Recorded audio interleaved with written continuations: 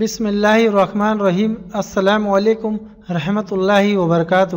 فرمان رسول کے چینل کی جانب سے آج میں اپنے پیارے بھائیوں کو رسول کریم صلی اللہ علیہ وآلہ وسلم کا ایک خوبصورت فرمان سناؤں گا۔ اس سے پہلے آپ بھائیوں سے چھوٹی سی گزارش ہے کہ اگر آپ نے میرے چینل کو سبسکرائب نہیں کیا ہے تو آپ میرے چینل کو سبسکرائب کر لیں اور ساتھ میں بیل کے آئیکن یعنی گھنٹی کے نشان پر کلک کر کے آل نوٹیفیکیشن پر کلک کر دیں تاکہ آئندہ کوئی بھی نئی فرمان کی ویڈیو آپ تک پہنچ سکے۔ تو ہم چلتے ہیں فرمان کی طرف۔ بسم اللہ الرحمن الرحیم۔ پیر اور جمعرات کے دن اللہ کے ہاں کیا فیصلے ہوتے ہیں؟